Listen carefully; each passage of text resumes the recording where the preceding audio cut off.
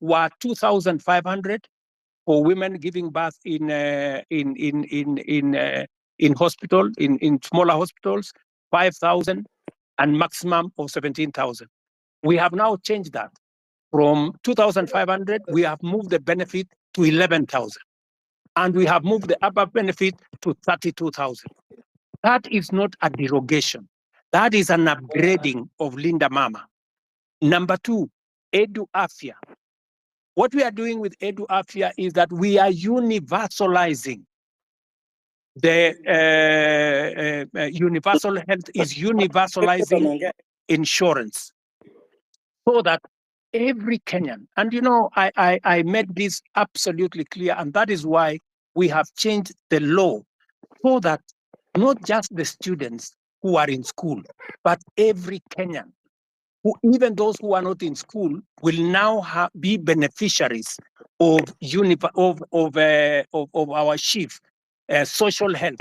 We, instead of having NHIF, we are now going to have social health insurance fund, which is going to cater for everybody, to universalize access. So on both cases, Mr. Alai, we are not derogating, we are upgrading and making sure that universal health is available to many Kenyans.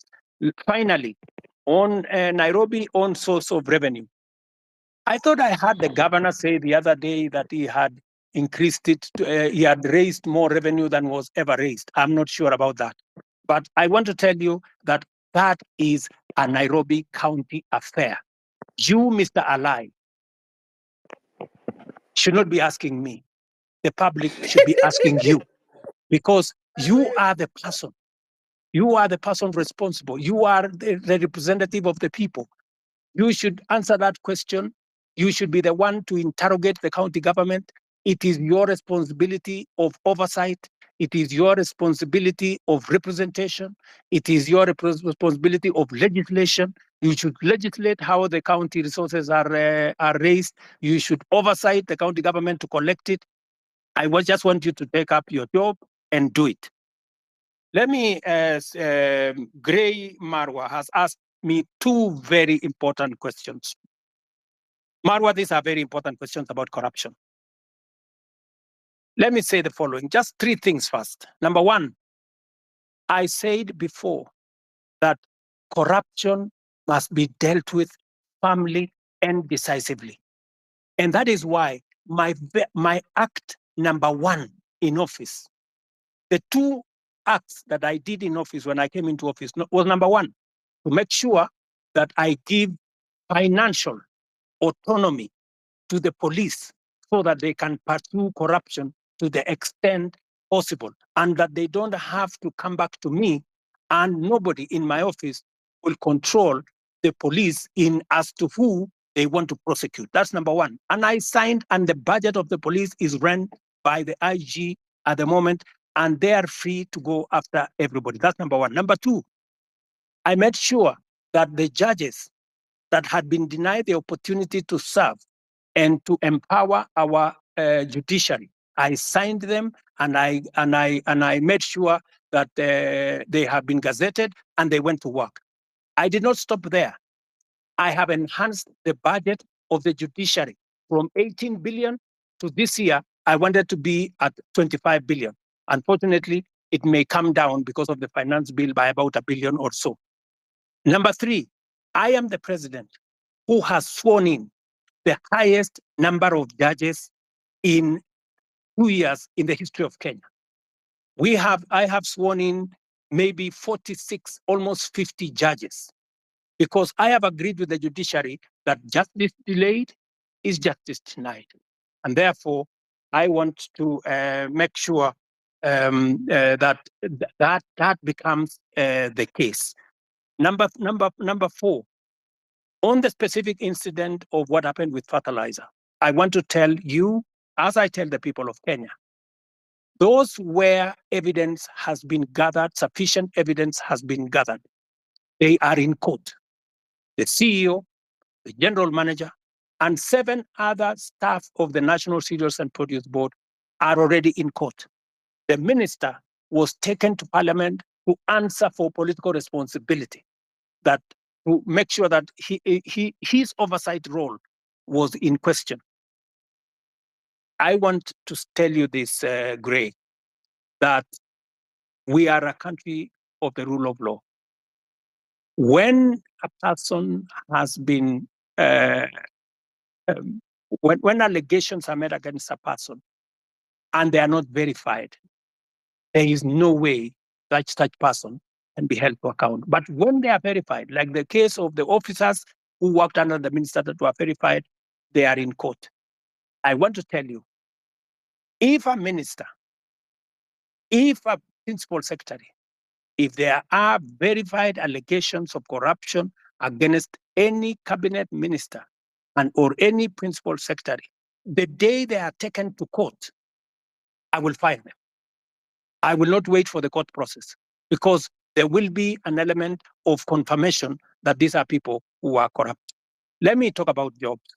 And you have said correctly that the public service has issued a circular that there will be, there is a freeze on jobs. The public service has a freeze on jobs at different levels. People who are employed at entry level and the space around jobs is huge. Government can only hire a very small fraction. My intention, my plan is to make sure that government facilitates the economy, facilitates the private sector, facilitates the entire enterprise space to create more jobs. It is the reason why I made a deliberate commitment to the people of Kenya when I went for the elections, and I said I will focus on creating jobs. And if you want me to explain to you the areas where I am focused on creating jobs, I will. If you want me to tell you how many jobs I have created in the 2 years that I have been in office, I will tell you, from housing, from digital jobs, from going to manufacturing, all the way to export of labor. I will tell you how many jobs I have created, and I have every intention to make sure that as many Kenyans as possible have an opportunity to have an income so that they can contribute meaningfully to the development of our country. Thank you.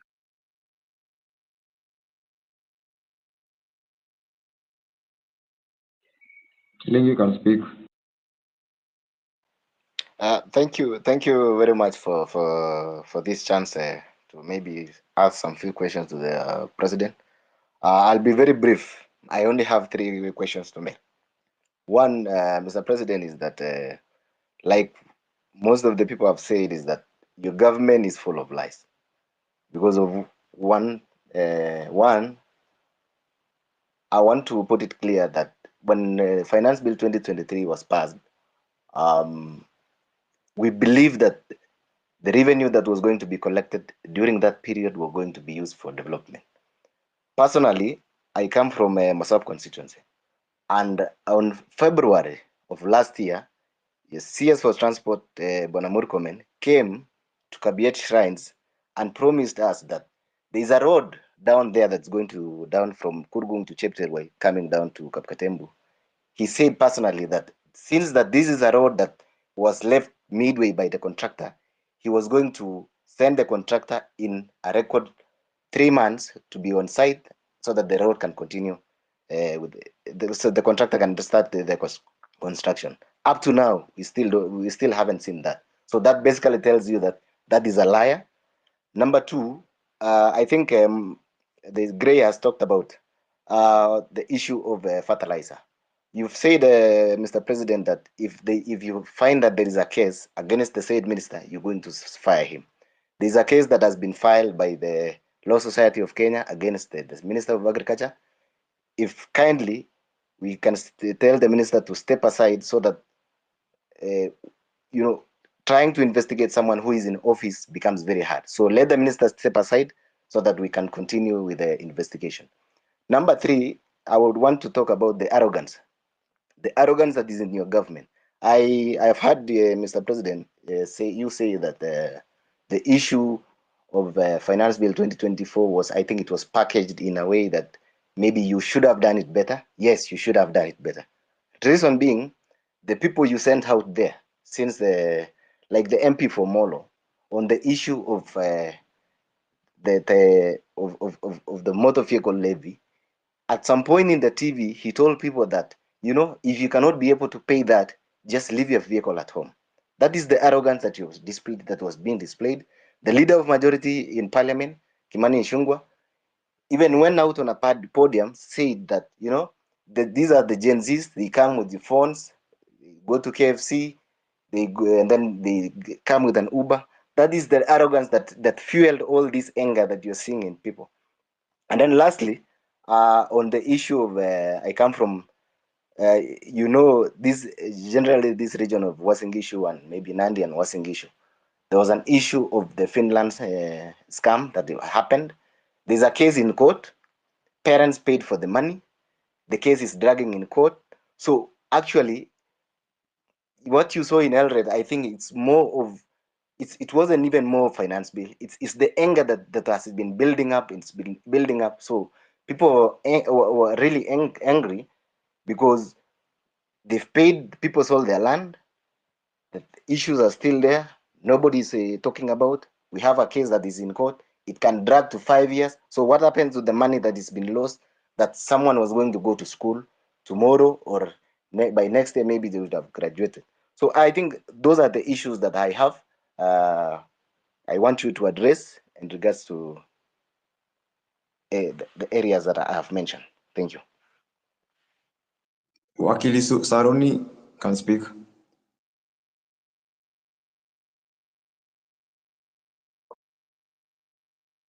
Thank you very much, Your Excellency, for this opportunity to address you, and thank you very much, the host, Hussein and Osama.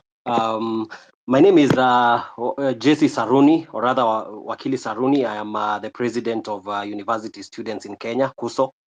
And Your Excellency, I have a few concerns.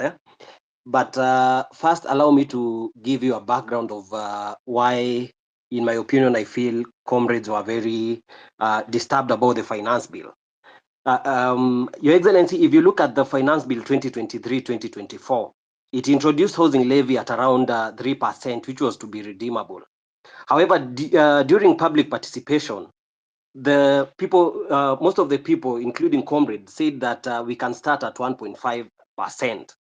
But without communication, the parliament went ahead and reviewed and made it to be 1.5%, but they removed the clause that allowed people to redeem the savings after they retire. Your Excellency, I would wish to hear from you whether it can be reverted so that this can be redeemable. But as I continue, Your Excellency, I was part of your team during the campaign, and one of the things that we were saying during the campaign, because I actively campaigned using the Kenya Kwanza manifesto, was the 30% of appointments of youth in different positions, and including a youth advisor to the cabinet. However, Your Excellency, currently we have an advisor to the cabinet on women affairs, but we do not have an advisor to the cabinet on youth affairs. I was concerned whether this was deliberately left out, or I was just a little bit concerned with that. Your Excellency, another key concern that affects comrades, around 6,000 graduates went through diploma in law, and this is in regard to career progression. So they did their diploma in law, and they proceeded to do their degree in law. Your Excellency, before 2014, everyone who did their diploma and did their degree in law were able to proceed to the Kenya School of Law for the ATP Advocates Training Program. But the laws were changed in 2014, and this affects around 6,000 university students who are working in law firms and getting underpaid. And I am happy to see that the president of LSK, who is very passionate about issues of youth, is also here. Your Excellency, there is an amendment bill in Parliament that is on the speaker's desk and has stayed for so long. Your Excellency, this is something that is under the office of the Attorney General. And with the indulgence of the Attorney General, I believe this thing can be, we can find an approach where this thing can be addressed, of course, through the office of the Attorney General, so that these comrades can stop their suffering. They are not able to proceed to self-actualization, because most of them would want to become advocates of the High Court, but they are not able due to that change in the Act of Parliament. Your Excellency, another concern is on students and youth leadership. Wakili, I really hate to do this, but please, we've only gone through 5 questions. I think there are so many people wanataka kuuliza Okay, maswali. just one more. Kindly, we agreed. Yeah, please, kindly. Okay. Your Excellency, in regards to university students and youth leadership, you can see that we have the National Youth Council, which is constituted. It's supposed to hold elections. And I feel, Your Excellency, the youth feel that they have not been able for a long time to represent their grievances, because they are not able to elect their leaders directly. And this goes back even to the University Amendment Act, which introduced the delegate system, which I feel that the universities have found a way to maneuver so that they make sure that the students who are elected are students who they can be able to maneuver and manipulate. Your Excellency, finally, on the issue of branding, the projects that our members of parliament and all other people has the aspect of when the projects are complete, people tend to brand their names on these projects. Your Excellency, these projects are financed by taxpayers, and it is the request of the young people and the youth that when it comes to branding, we would rather have these projects branded that they have been financed by the Kenyan taxpayer. I will leave it at that, Your Excellency, and thank you very much. But of course, there is the issue of mental health. I appreciate we cannot exhaust all these things in one sitting, but I'm looking forward to more engagements in other platforms. Thank you very much, and I'll leave it at that. Thank you. The final question of the 3 ni ex-councillor. Good evening, everyone. You can hear me? Yes, please go ahead. My first request to the host and the co-host, please do not give the elected people the chance to speak, one of them a lie and me. You can hear me, Osama? Can you save the time? Elected MPs, any elected official should not take this chance apart from the president. So thank you very much for the time.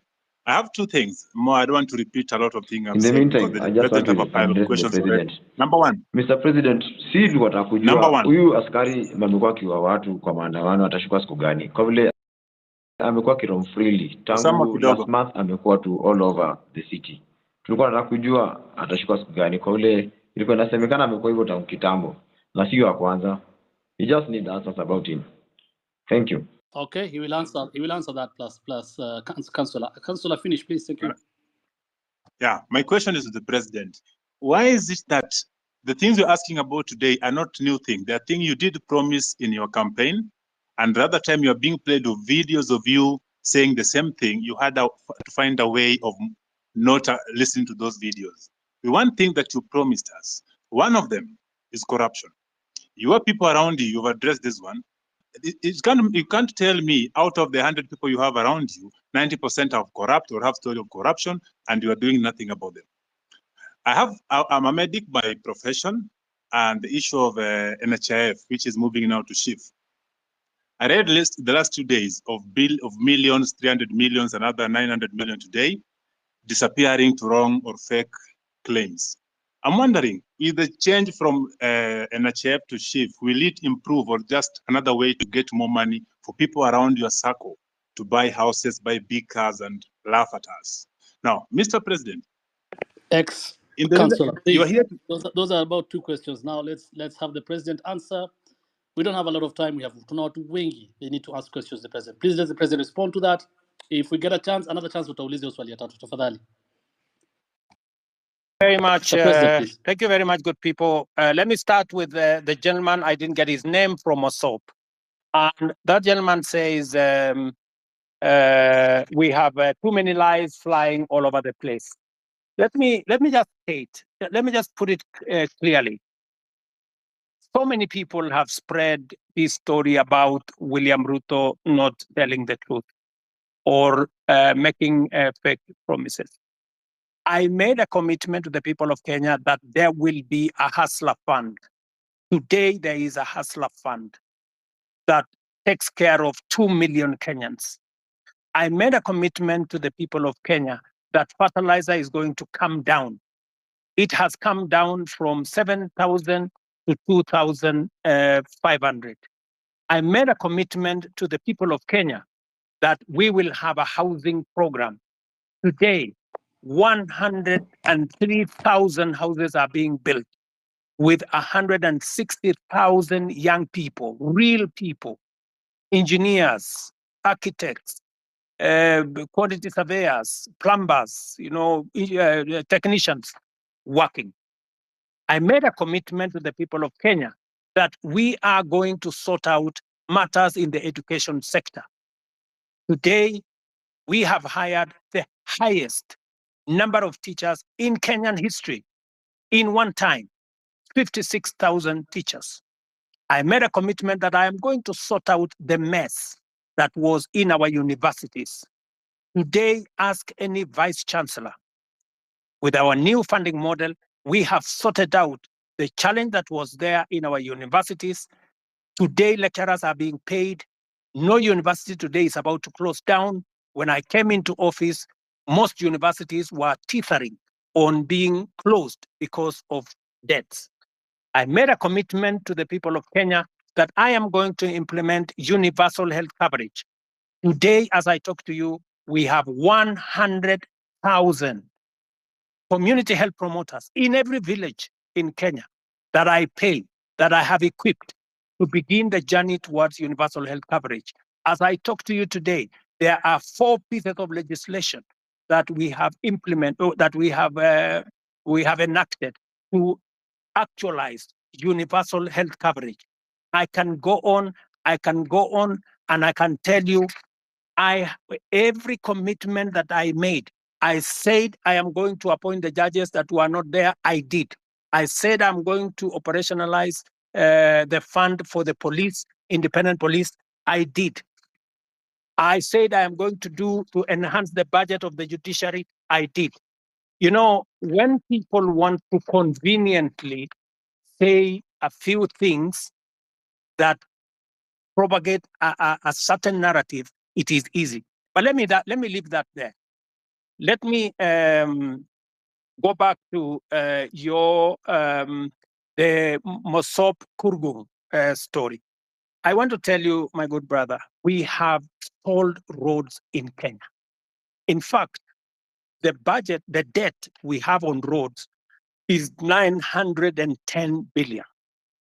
Because we rolled out a program that we didn't have money to do. It is what is troubling me now. It is why many people are asking me, why are you outside the country? I went to China, for example, and I got 40 billion shillings to do at least 8 roads that were stalled. I have come back from the US, and we have had a consultation, and we are getting money to be able to roll out some of our roads, courtesy of concessional funding from the World Bank. I have had conversations with the president of Germany, and they are giving us money under the same program for us to be able to meet some of our programs. I want to tell my good friend from Osop that we are focused on these areas. These roads did not stall yesterday. These roads have stalled for a while. We are figuring out how to make sure that we deal with that situation. And my apologies that maybe the minister did not keep his word, and I'm going to remind him. Let me do the following. On fertilizer, I want to agree with you on this subject of fertilizer first. Let me say this. Fertilizer has made a very big difference in Kenya. Because of our program on fertilizer, we have managed to increase our food productivity. For example, on maize alone, from 44 million bags to 67 million bags last year. This year, we are going to pay the highest bonus ever in Kenyan history for our tea. In fact, our tea production, because of the support we gave KTDA, has increased from last year. It was 180 billion shillings that we collected from our tea. This year, it's going up to 210 billion. On coffee, the average payment of coffee last year was in the region of 70-80. As I talk to you now, because we supported our tea farmers, the average payment for our coffee is in the region of between 100, 120, in some very good cases, 129 shillings per kilo. The whole array of what we have done with fertilizer is phenomenal. And therefore, I understand when somebody like my friend from Morsop gets annoyed when there are people who want to sabotage a program that is making a very big difference in Kenya. And that is the reason why I didn't delay 1 minute. When this issue of fake fertilizer came into the public, all the officials that were involved in it at the National Cereals and Produce Board were charged. When the minister is when there is evidence gathered enough for the minister to be held to account, I want to promise you that I will fire him and any other minister for that matter, if there is sufficient evidence to hold anybody accountable. Arrogance. I agree with you that not everybody understands communication. Let me tell you, my good friend from Mosop, the day you become a public speaker, you will know how easy it is to make a mistake in the public.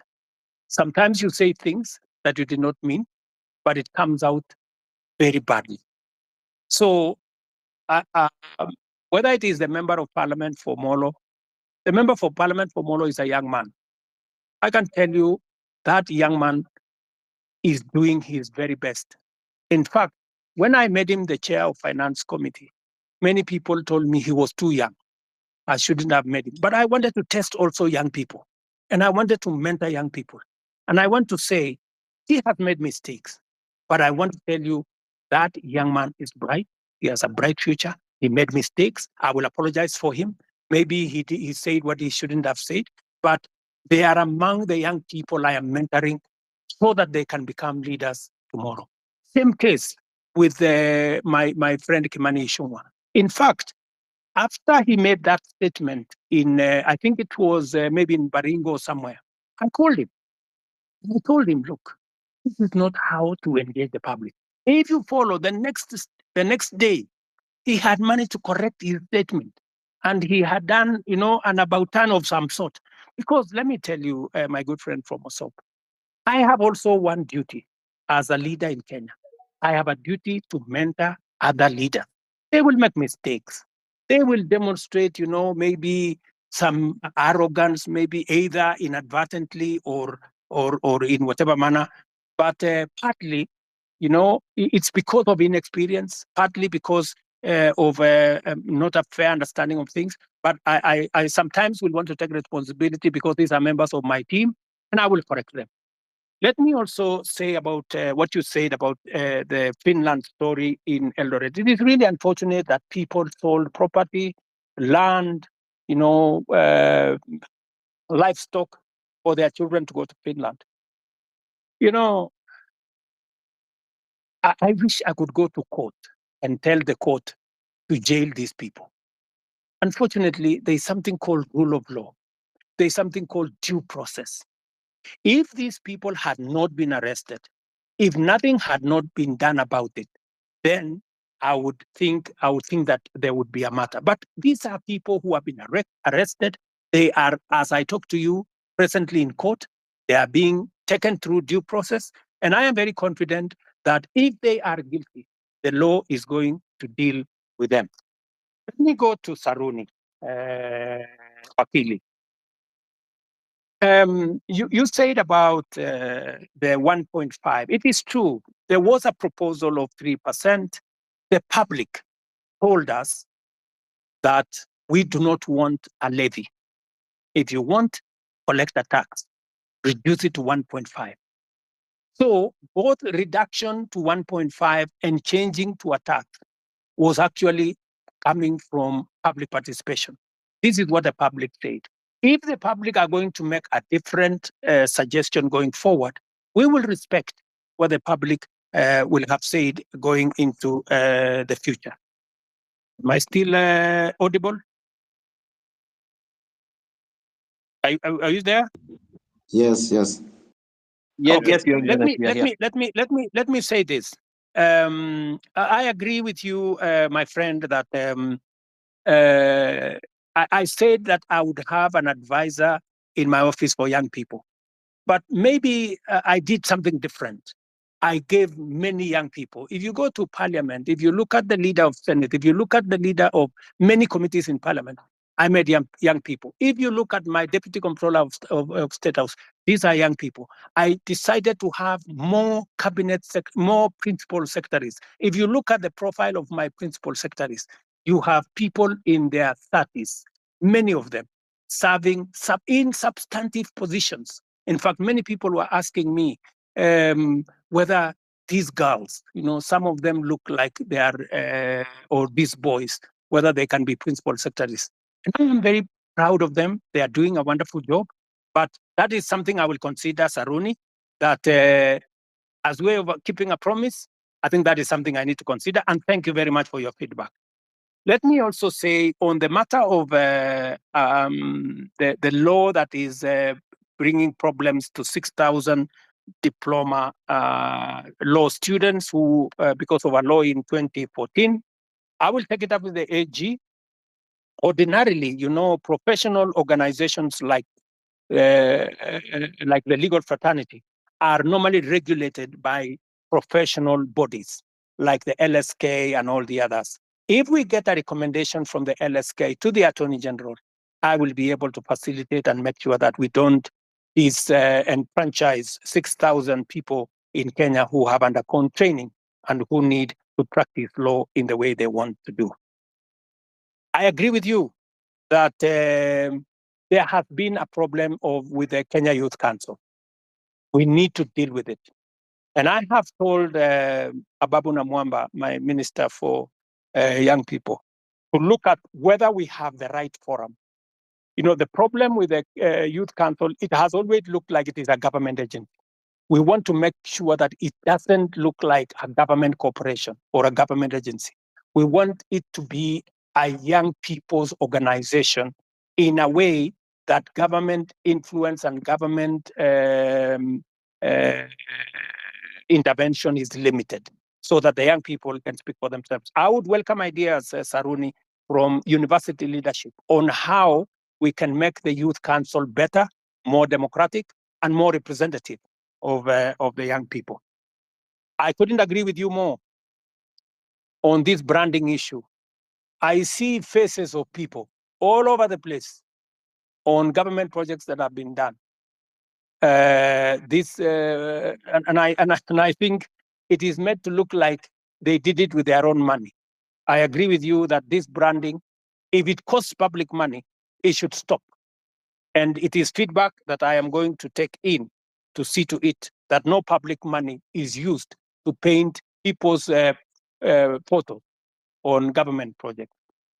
Let me answer ex-councillor. I'm told he's ex-councillor, but he's also a doctor. This is good. I didn't know that an ex-councillor, a doctor can be an ex-councillor, but that is good. He has asked me about the NHIF and the transition to shift.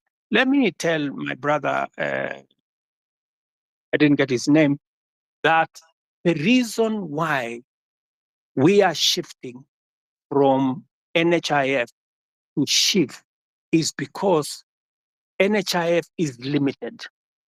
NHIF only captures a small section of our society. It is my intention, as I made a commitment to the public, that every Kenyan must have two things: must have access to healthcare and must have access to health insurance. We must make sure that those people, even those who cannot afford NHIF, because there are many people who cannot afford the 500 we are paying at the moment. And that is why we have brought in a means testing system, so that the people who cannot afford the 500, we have now reduced it to 300 under the new program. And even those who cannot afford the 300, the government of Kenya is going to pay for them, so that no Kenyan will go to hospital, whether they are suffering from hypertension or cancer or diabetes or whatever. Either they get treatment because level 1, 2, and 3 are free, or they can go to a referral hospital and there is an insurance system through SHIF, that's a social insurance that is going to make sure that their bills are paid. So, and let me tell you, one very important addition to this program is the digital health platform. The biggest problem we have had in NHIF is the digitization process. We lose a lot of money because of collusion between hospitals and staff at NHIF. In fact, you saw in the public media that there are hospitals that have more accountants than medical officers, because they are gaming the system. We have now standardized all tariffs. There is no way you can be treated by malaria in one hospital and you pay 1,000, and treated for malaria in another hospital and pay 100.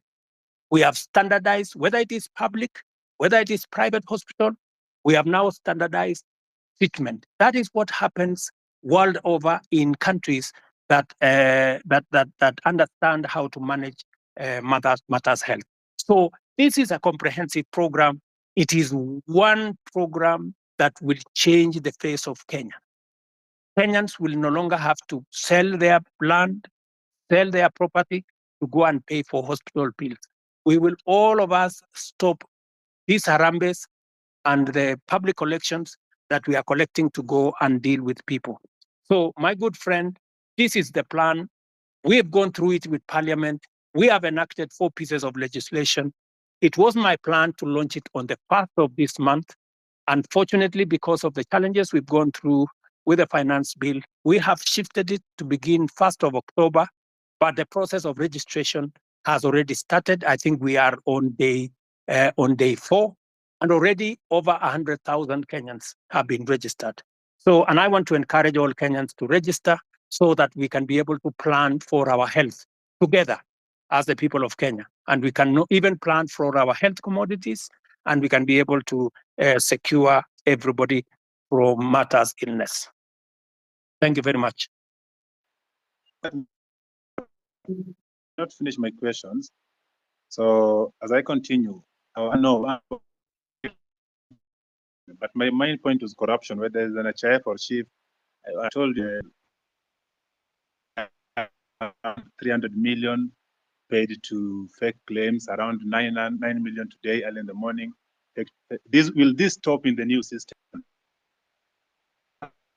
Is that since you came into power now 2 years ago, the only thing you keep mentioning is the price of unga going down and the housing project, which we do know very well will not be occupied with the common mwananchi like me. So do you have another project that you can always tell us? The things you promise, a lot of things, from police killings, that things are happening. Which one are you going to address other than the 2 of price of unga and housing? Now, in the police thing, there's somebody, as someone has told you, you have not addressed. Someone was asking, there's a police that killed somebody, is believed to have killed the first Rex, the first death of the protests. Still roaming. Yesterday, the other day, was seen in a video shooting directly to a crowd. I didn't see the end of the bullets. I cannot tell the crowd to a wall. What is happening to this? When are these people getting arrested? What is the CI doing about them? Why is it that the nobodies are getting arrested, arraigned in court in very few days? but then the big boys are just sitting somewhere eating our taxes. What are you doing about them? What is your direction to address this issue? Thank you. So, and also, if you notice something in the pattern, there are the last Mandamano, the recent one that was full of goons. How come the first four, there were no this violence? But then there is the last one, with coffin in town and police entertaining these people dropping the coffin from the lorry, as well as seen packing them back in the lorry in the evening. It's clear that somebody was behind this and the police could not touch the very people that were doing this. But when it was another person with a phone and a bottle of water, they get shot, they get tear gassed. What is happening? Why do you speak A and do C?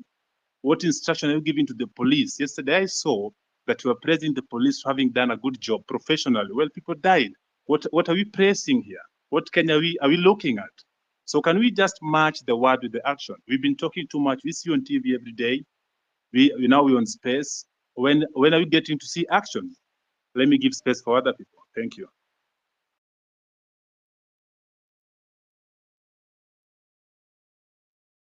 Also, Mr. President, have you tried to reach the families of those who were shot dead by the police or injured by the police?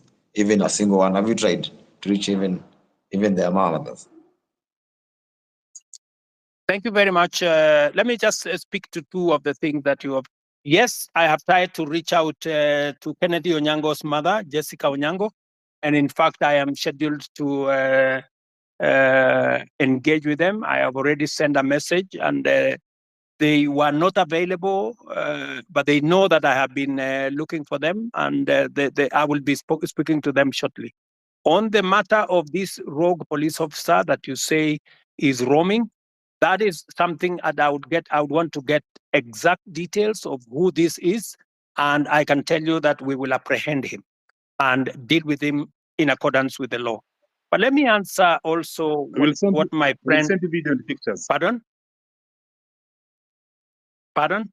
If you're having a difficult locating the police, we have videos and pictures of them. Okay. So that should be easy. Please forward the picture and photos to me, to Hussein, my spokesman here, and also I would appreciate if you can send it to also my inbox if you can, or if you can send it to the Independent Police Oversight Authority. We will deal with it. But let me also respond to you about matters corruption. I want to promise you that part of the pushback we had on implementing our universal health coverage is because of corruption. Very many corrupt people who are gaming NHIF were against what we were doing. That is why they went to every court available, trying to sabotage this program, because they know that they will be out of business once we roll out this program, because there will be no room for them to hide. It is also the reason why, my good friend, I am digitizing government services, because I want to reduce the interaction between Kenyans and officers who sometimes ask for bribes left, right, and center. I want Kenyans to access public service from the comfort of their offices or their phones or their homes. But let me speak to the subject of corruption in that matter. Number one, we will operate a digital system through and through, whether it is with KEMSA, we are digitizing KEMSA, we are digitizing commodity distribution, we are digitizing matters to do with all health hospitals. In fact, the program that is going on now, we have grouped hospitals into PCNs, where we are grouping a number of hospitals into one PCN in every sub-county, so that we can identify where these hospitals are, and we are working with the counties. I know you have said that the only thing I talk about is unga and housing. Let me also tell you, the whole housing plan is not just about houses, my brother. It is about real people, real jobs. Jobs in our industries that manufacture cement, jobs in our industries that manufacture steel, jobs in our industries that manufacture clinker, jobs, engineers, architects, accountants, HR managers, and many people who are working in that ecosystem. And beyond that, let me also tell you, my manifesto is a 5-year manifesto. What what I am doing now is a cut. There will be an exam in 5 years. And I will tell you, when I do the exam in 5 years, you will see the results. Number two, beyond what I am doing on the space of jobs around housing, I am actively doing a big program on digital jobs. I was in Ruiru the other day, launching with CCI a digital hub that is hiring, as I talk to you today, 5,000 Kenyans in Ruiru. I challenge you, you can go to Ruiru tomorrow to CCI, you will find them working. And they are not the only ones. We have 140,000 Kenyans today who are working in different parts of Kenya, in TVETs, in ICT hubs, who are not working before I came to office. Today they are working because I have a very clear plan on digital jobs. When I talked in my manifesto about digital superhighway, it was not a write-up. It was not an essay. It was something that I intended to implement. As I talk to you, we are rolling out fiber optic using our power lines across Kenya. And in this year's budget, I had set money to work with the constituencies, with members of parliament, to make sure that there is an ICT hub in every ward in Kenya, where young people in ordinary places in every ward can have access to the internet, to computers, and to make sure that these young people are trained and they can have access to a digital platform where they can work.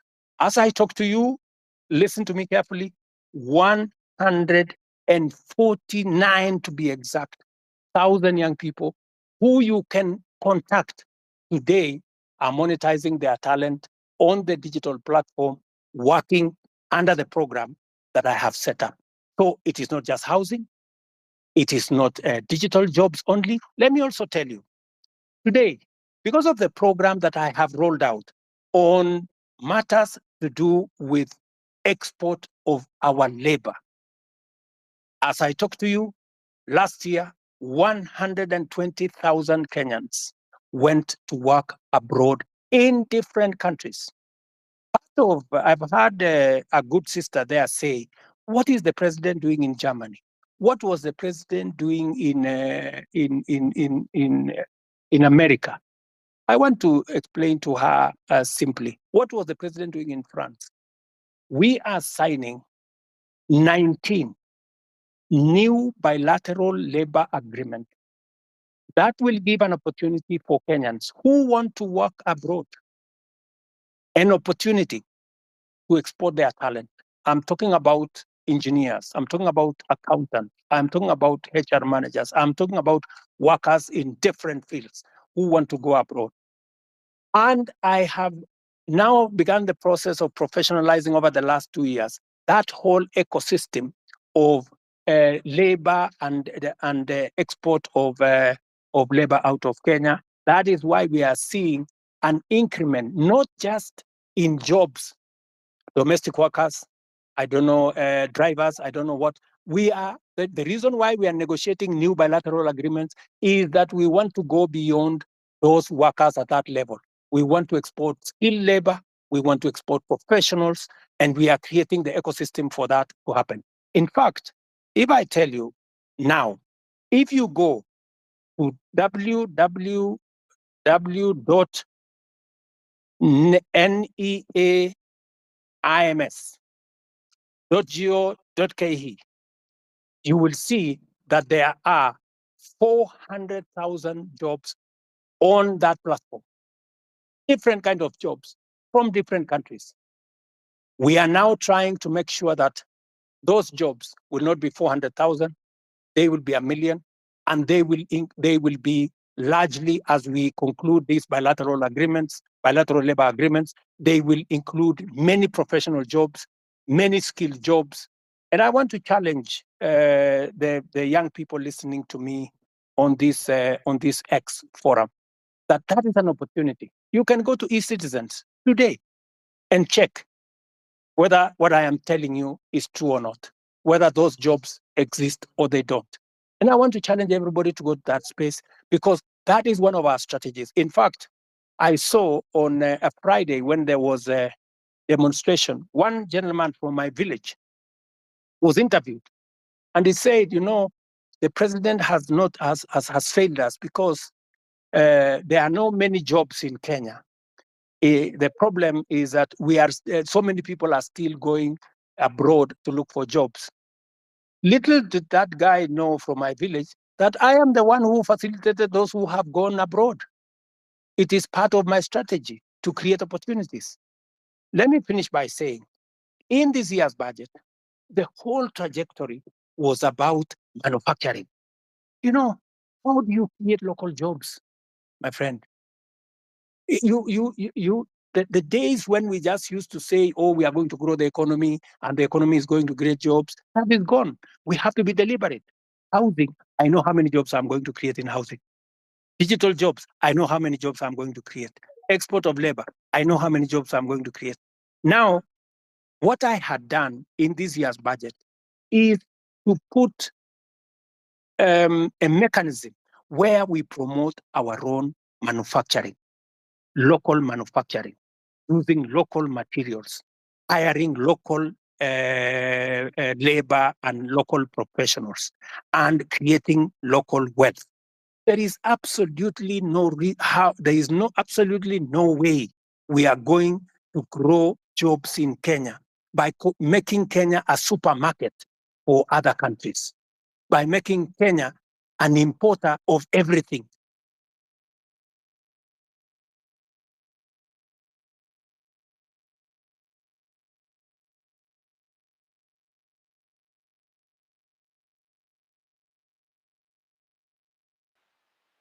We can't hear you. You're done. He's done. Omondi. Okay, one last question. One last question before I give somebody the mic. I'm seeing several questions flowing to me. It's also mine.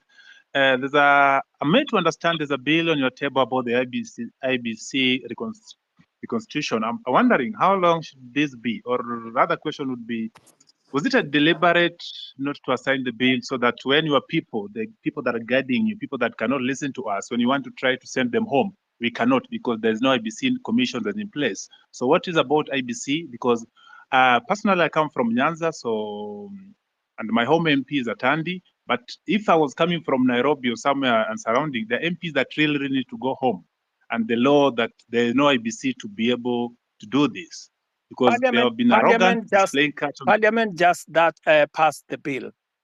It has found its way to my office.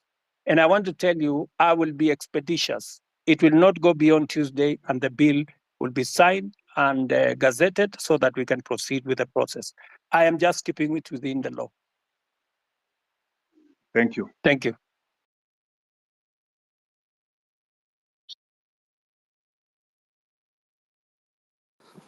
Okay. Thank you, Mr. President. I think we can get another. I'm having issues with my phone. I don't know why. So let's get. Hi guys, can you hear me? Osama, can you hear me?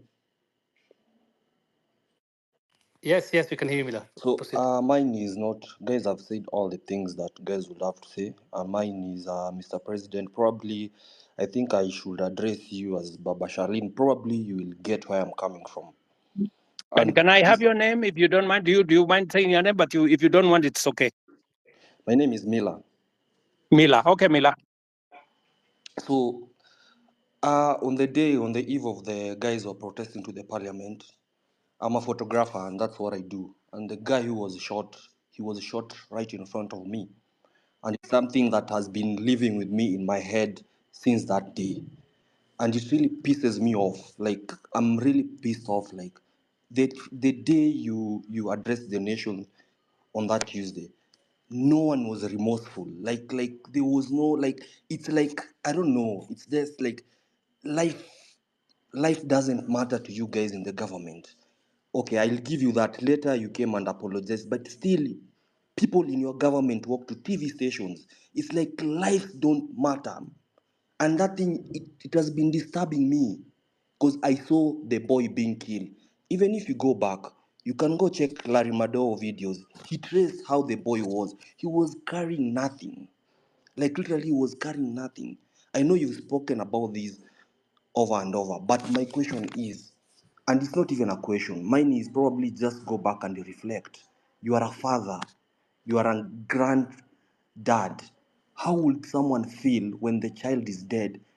I bet from where I stand, none of your government officials have even visited the families or reached out to the families from where I stand. Probably you guys just go back and reflect. Do we really matter as people who elected you? Like, how, where do we stand?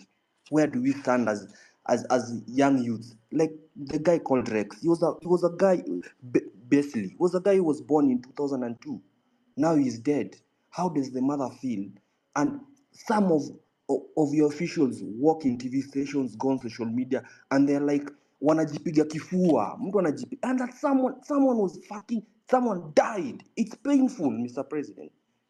And I'm talking this because I saw the boy dead. I even have the videos when the boy was shot. All I'm asking is, let's have empathy. Someone just reaching out, huh? And to the families. That's all I'm saying. Guys, go back and reflect and just have empathy. And then this thing of guys kujipiga kifua, it doesn't make sense. Someone like Nyamu, like, why is he even there? That's all I have to say.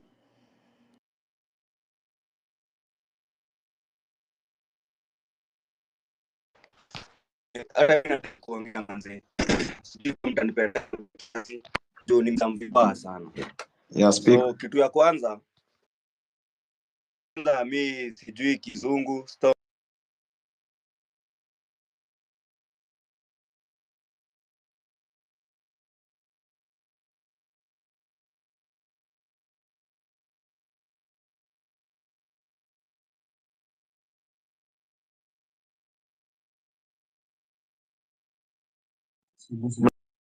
Unasikia? Hello? Sorry, we lost you, Askiki. my friend. Tulikupoteza hapo kidogo, hatukusikia. Sorry.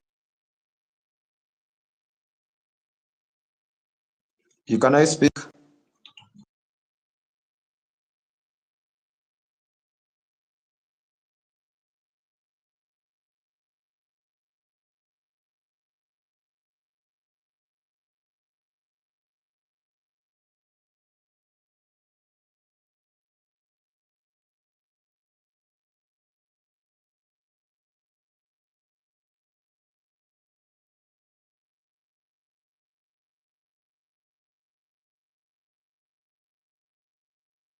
So know whether are we still online? I don't know whether, are we there?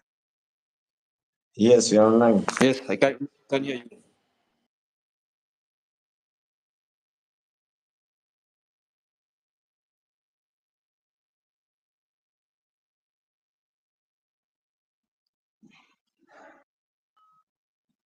Can we go on?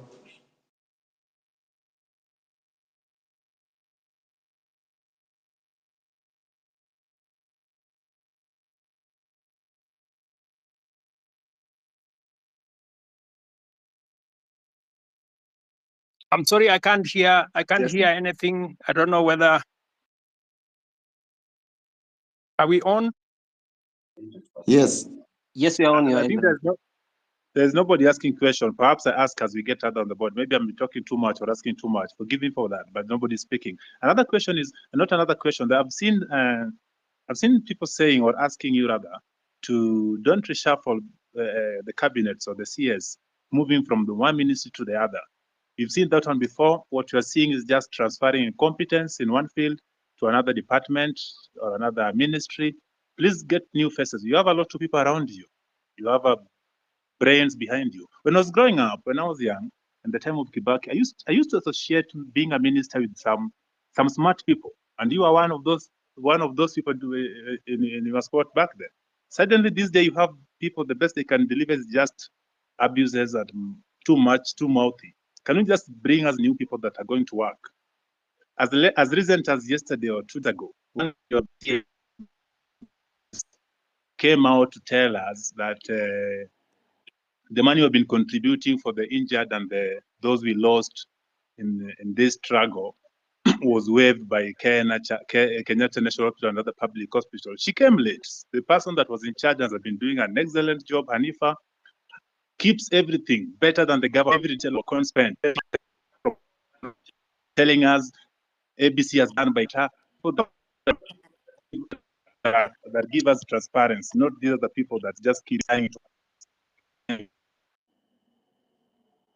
Okay, let me, Mila made a very passionate and I think correct analysis of what happened, especially of Kennedy, who died in Rongai. And I believe that he is right, that's really a very regrettable situation. And I apologize on behalf of every official who should have done something about that situation. I have explained that the boy who died in Rongai was actually shot by one of the criminals who actually snatched the gun from the police. That criminal was, however, shot by the police because if the police did not shoot him, then he would have caused more deaths of more Kenyans, because these are reckless people. Sometimes some of those people are not even in their correct level of senses, and therefore it is regrettable. And I agree with you. It is really unfortunate that you watched an incident that's going possibly to affect your life for a long time. Sorry about that. And I know you have made reference to me as a father, which is true. I have 4 Gen Zs in my home, and I promise you, they take me to task, on some of these things, and I have to do a lot of explaining some of the time. And this just the same way I'm explaining to you guys here. I agree that some of our officials are arrogant. Some of them, speak out of turn, and some of them display, obnoxious opulence, if I may say that, which does not just anger the public. Sometimes I call in some of those people, and I give them a piece of my mind, because even Nyamu, I have had occasion to sit her down, and tell her, I mean, she needs to change what she's doing.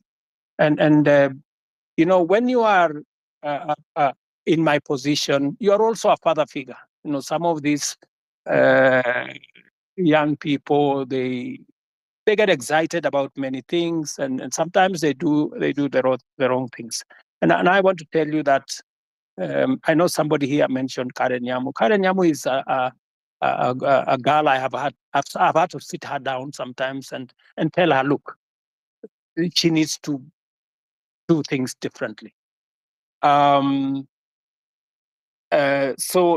I agree with you that, but I have also undertaken, I have said, I know what is cutting, I know what's going on, and I have promised that I will be making changes. I know you have said that I should not make changes. I should clean the slate clean. But you see, you don't have the job I have, and there are many things that I have to do to be able to get things done. And it's quite something. But I have had you, and I have had the many Kenyans who have talked on this platform, and I'm very happy that we are having this conversation on X.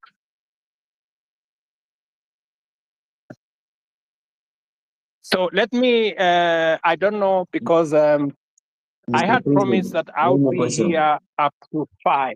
I think it is now 5:15. And I have another assignment with our Olympics team that are coming to you. I have a bunch of wonderful Kenyans who are going to represent us in Paris. They are sitting somewhere outside my office. And with a lot of respect, I want to say to all the people who have asked me the very important questions, very Mr. difficult President, questions. I have a final remark before you go. It's Kioti speaking here. Okay. Okay, Mr. President, before you continue, I'm Marvin Mabonga. I come from Kimilili constituency in Bungoma County. So, Mr. President, before you go, I want to let you know that in your cabinet, currently we are having so many incompetent cabinet secretaries. For instance, let me give you an example of your friend, Kipchumba Murkomen. Kipchumba Murkomen did law. He has never been in any law firm in this country. He has never won any case. But currently, he's heading the Ministry for Road and Transport. My question is, between where is the conjunction between the Ministry of Transport and a lawyer? In that department, you should be putting there a person who has done even civil engineering, who knows so much about construction. Lastly, the Minister for Agriculture, that person, he even doesn't have a bachelor's. We all know this information. We have the government's website and we Google, we see this information. So, Mr. President, if you are going to give us those people who are incompetent, then we are totally doomed. You know, when we elected you as the president, normally they say, you set a thief to catch a thief. But this time round, when we elected you, Mr. President, that you can help us now catch those people who are corrupt in this nation, you're just there laughing with them. Look at Oscar Sudi. He's flaunting with 20 million in a bag in a public forum. I'm even told that there is one of the cabinet minister who was caught in Dubai with 20 million cash, and you actually came through him, so he wasn't taken to a court somewhere or arrested. You know that, Mr. President. Personally, where I sit, I want to pay my rent by 10th. But because I finished campus, I don't have any job anywhere. I'm just here in the city seated. I will not be able to pay that rent because you promised to give us the jobs. But when we elected you, you are now telling us that in the next 1 year, we are not going to employ the youth. Mr. President, do you think that one is not a lie? Lastly, the other day you said, when you were questioned about the boy who was shot, you didn't know whether he was alive or dead. But now you know that the person who shot that boy is not the police officer. Mr. President, do you think that is a reality? That one is not a reality. I'm very angered person because every time we get to those public offices, we are treated like trash. And that's why the other day I was even on the forefront. You can watch the videos. I was on the forefront in those protests to demand for my right. And now here, Mr. President, you are just taking us through the corners. You are not even going straight to the point. Kindly go straight to the point. When you are asked about the person who is corrupt, you say, this person is corrupt. He has been working with millions of money. Tell us, Omanga bought 60 with 50 million a vehicle which is flaunting now on social media. Apart from that, tell us that this fertilizer was fake, even as much as it was dropped from 7,000 to 2,000, it is full of soil. So why are we playing games with the public money, with the money that our mothers and fathers are going through sweat to get it, Mr. President? Wherever we are not happy. And of course, if this things are going to happen this way, then come 2027, we are going to come out in large numbers, Mr. President. We'll take votes and we'll take those people home, including you. If at all you're not going to fight for our own rights as your people in this nation. Thank you so much. I'm very angered, Mr. President. Thank you. Thank you. So, Thank you, my friend Martin. I understand your anger, and you are perfectly in order to be angry because the situation where you're in out of university without a job is something that I have lived through myself. In fact, when I finished university, I did not get a job until I was elected as a member of parliament. But that's not for another day. But let me tell Martin that next week, for example, as part of our housing program, just hold on. As part of our housing program, we will be hiring 3,600 professionals like yourself. I want to challenge you, Martin. There will be an advertisement next week for engineers, architects, quantity surveyors, and many in the construction field, because we are looking for people who are going to work with our professional firms in our housing program. Let me also tell you, Martin, that we need to separate the issues that are correct and the issues that are fake news. The issue of some minister being found in Dubai, I don't know, last week, with $200 million or something, is fake news. That is not true. On matters to do with people you have mentioned were in different areas, today, I am here as a scientist, right? And many other people are doing many things from fields they did not necessarily train in, because at a certain level, it is a management issue. It is a leadership issue. It is an issue about leading an organization. So I have heard you on some of the incompetent people you have said, some of the corrupt people you have said. I have listened to you. But let me say this to the public. Of the fertilizer that we supply to the Kenyan public, almost 6 million bags, 20,000 bags were the ones with a challenge. We isolated the 20,000 bags. It is not even 1% of the fertilizer that we supplied to the Kenyan public. I do not want an impression to be created as though the fertilizer we supply to the people of Kenya in millions had any challenge. And when we detected a problem with the 20,000, we not only recalled the ones that had not been sold, but we made sure that our Nini is on Google Map. I made sure that any farmer who had used fertilizer that was not correct was compensated. They were given an extra bag of fertilizer for them so that they don't end up in losses. I have heard you, Martin, as I have heard all the good people here. But let me say this in closing. This feedback is very close, but can I also have an opportunity to speak, Mr. President, before you finish? Acha kwanza niongee wewe Janet. If you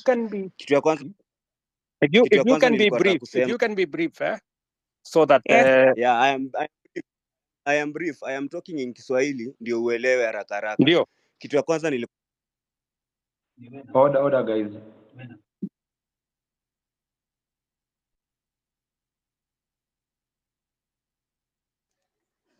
Is anyone speaking, or can I speak? Osama? You can speak. Okay. First of all, good evening, Mr. President and everyone here. Good evening, my dear. Okay. So my name is Jeanette Brenda, and I don't have any questions because I feel like the people have asked questions before, umewapeleka around and